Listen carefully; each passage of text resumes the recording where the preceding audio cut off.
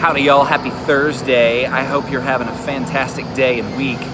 I'm having a pretty great week because I got to come to my second Rangers game this week. I want to tell you a fun story. My little brother, who is a outrageous Red Sox fan, called me a few days ago and said, hey, I bought us tickets, we're going to the game on Thursday. He didn't have to twist my arm very hard, and I'm thankful for the opportunity. It was good for me to have a day off too. I've already worked a bunch this week. But because he's a Red Sox fan, there was no telling how this day was going to go. Well, we saw some cool stuff. We got to see a grand slam. We got to see Elvis's 300 steal. Mike Minor got his 200 strikeout, and the Rangers won, so that was really cool. But Josh bought his tickets over in the home run porch, so that was really, really fun. I haven't sat over there in a long time, and that's prime home run territory, especially for a team with a bunch of left-handers like we have.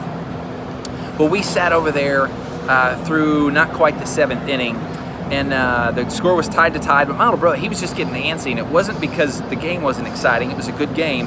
He just wanted to be closer to the action.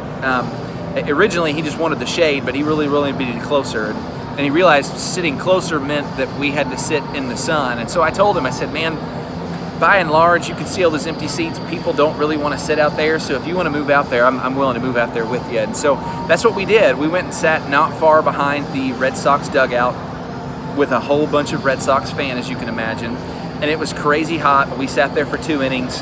The Rangers ended up winning, and that was great. I kind of laughed, though, because not long after we left our seats in the home run porch, 2 home runs were hit not far from where we were sitting. I probably wouldn't have caught the ball, but I definitely would have been on TV, so that would have been cool. But started to give my little brother a hard time about that, decided no, I don't need to do that. And then after the game was over, it was obviously very, very tempting amongst all of the Red Sox fans, no less, just to crow a little bit and make a big deal and, make fun of my little brother. No, I'm going to leave that alone. I'm just going to enjoy this moment. I tell you this stuff not to say, hey, how awesome of a big brother am I, because I'll be the first to tell you I'm not. I want to be. I really, really want to be. My little brother would be the first to tell you that certainly growing up I wasn't always the best big brother. I could be pretty mean to him. There's any number of times, even in adulthood, where I popped off to him in a way that I shouldn't have. The Lord's still working on me in that way, especially with my little brother. My wife will tell you that this particular brother drives me nuts. He and I have very different personalities.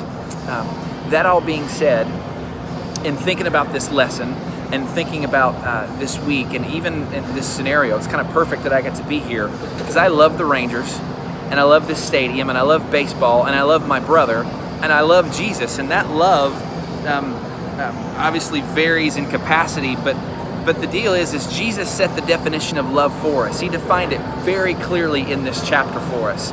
And he said love looks like this and love doesn't look like this. And so let me encourage you, meticulously go over this chapter and look at the things that God says love is these things, love is not these things. And don't skip the first 5 verses.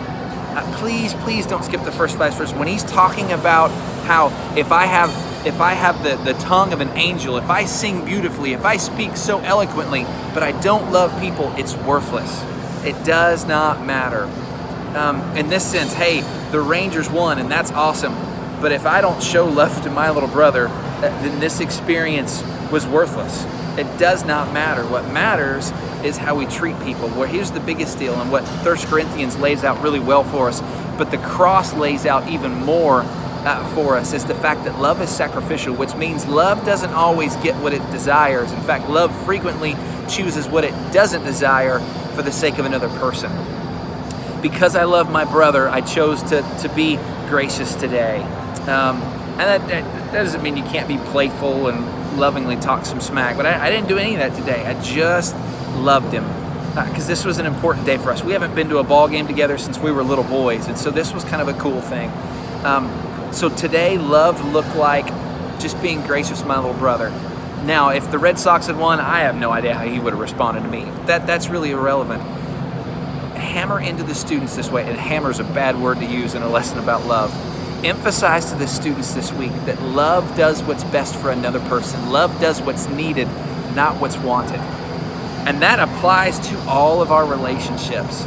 And they've got to understand that now. Guys, we can help them now have such better marriages someday if they understand what love is now rather than when they get in their 20s and 30s and finally grasp it. So emphasize that. Point to the cross.